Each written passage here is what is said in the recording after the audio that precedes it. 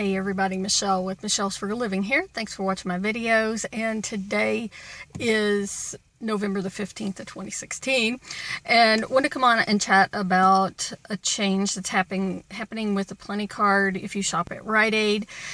So maybe you've already heard about it. And I also want to talk about Walgreens buying Rite Aid. Okay, if you haven't heard about that. So anyhow, a couple of days ago, people started saying that they were getting a message in their Plenti account that Plenti was not going to be doing the household offers any longer. And so household offers are the same thing as Saving Star. You just got points back on your Plenti card instead of getting cash back through Saving Star. And it's been really nice having it. Okay, so basically the message, and it finally popped up in my Plenti account today when I went to the household offers, because I was in there yesterday and I didn't. So basically it says they're not going to honor them after January the 23rd. Now, I only take this as a message saying that they're not going to do it. Not that Saving Star is going away. I've seen people commenting that, or, you know, that you won't be able to do Rite Aid and Saving Star anymore. I don't take it as that necessarily at this point, okay, that Rite Aid won't be valid on that. I think what is going on is it has to do with Walgreens buying Rite Aid. Okay, so I think Saving Star or any of the other rebate apps, okay, well, that the ones that are concerned with what store you buy something at, we'll have to take that into account, that Rite Aid's going to be owned by Walgreens, which is going to happen in January, probably. Okay, so yeah, like Ibotta, it might be different because they'll be owned by the same company. Okay, yeah, it'll be sad when it goes away, but we have no clue at this point how Rite Aid is going to be associated with Plenti anyways once Walgreens takes over. And if you haven't heard by now, you know, Walgreens announced back at the beginning of 2016 that they, or maybe even at the end of 2015, I don't think it's been a year yet, they had announced that they were going to purchase Rite Aid.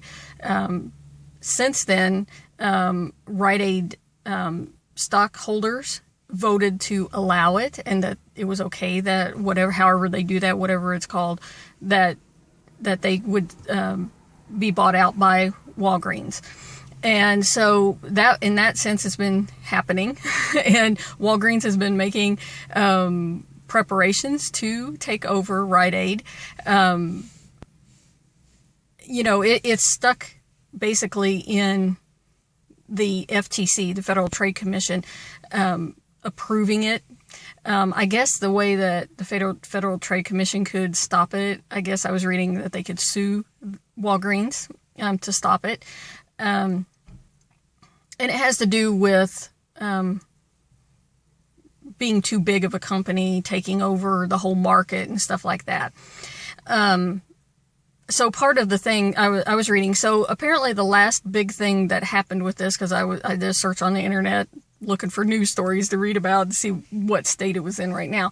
So about 3 weeks ago, the last big thing happened that's out there in the press about apparently Kroger was looking at purchasing the stores, the Walgreens and or Rite Aid stores that need to be sold off. Because there, you know, in some places, and there's a case right here where I live, there's a Walgreens right across the street from a Rite Aid and across the street from a Kroger. Okay, so it's like really weird. But in that case, like, they're not going to keep the Rite Aid and the Walgreens open across the street from each other. So Kroger was looking at purchasing these stores and converting them into some kind of Kroger store, affiliate, whatever, maybe into grocery stores or whatever, but they couldn't stay as a Rite Aid or Walgreens, right? But I guess these articles from 3 weeks ago were talking about how Kroger was not going to go along with it. I guess they looked into it. The stores are spread out too much across the country. These ones that Walgreens is determined they need to get rid of a certain number of stores. And they're saying it's reported anywhere from 500 to 1,000 stores that they need to get rid of so that the FTC will allow them to go ahead with this merger. So anyways, but I guess Kroger has decided they're not going to buy the stores. So Walgreens still has to get these stores sold, get rid of them. And I guess part of the issue is too that the FTC would want to stop them because they don't want them to just blatantly close 1,000 stores without them saying that the store is going to be turned into something else, because it's too much of a financial burden on communities for a store just outright shut down, I guess. Whatever. I don't know. I'm sure it's all complicated because this is like $1 billion deal or whatever. So, maybe it's not $1 billion. I don't know how much they're paying for Rite Aid. So anyhow, let's see what else about that. Because I think what they were planning on doing initially, they were saying that the buyout time was going to be in October of this year. Last month was when Walgreens was going to take over Rite Aid, and that's what they were saying. So now it's been postponed until January the 27th. So if they think that it's going to go through on January the 27th, isn't it kind of coincidental that these household offers are going away on January the 23rd? Okay, so I'm sure that it has something to do with Walgreens taking over. And, I have no clue. I don't have an inside track to Rite Aid or anything. Some of you might think that I do, but I don't.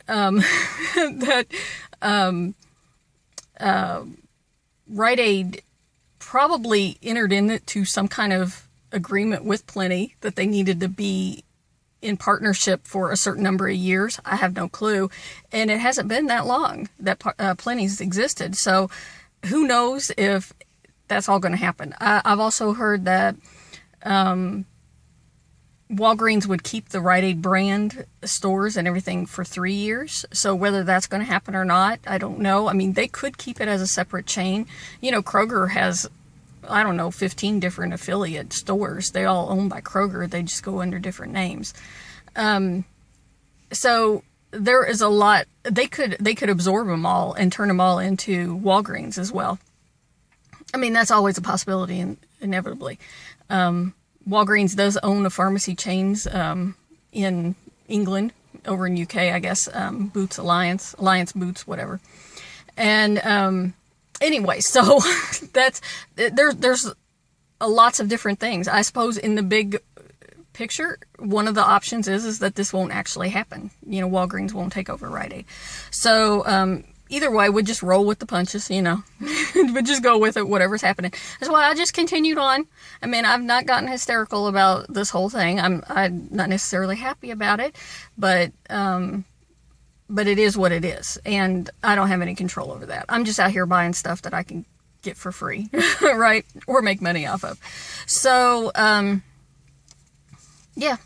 We'll see next year in January, when into January comes, what's going to happen. Oh, and one thing I do want to say, the manager at one of the stores, he pointed out to me, this happened back in the summertime, the signs, there's blue signs up over, like, around the store that come in. They have, like, the in-cap displays, then the monthly deals are on those, or whatever. And they were always dark blue with white letters. And then they started this past summer coming in with a red stripe at the bottom of them. Walgreens colors, red. And if you look around the store, you'll see it, because that red stripe used to never be on those blue signs. So whether that was another sign or not, I don't know. Okay, that's all for now. I'll talk to you guys later.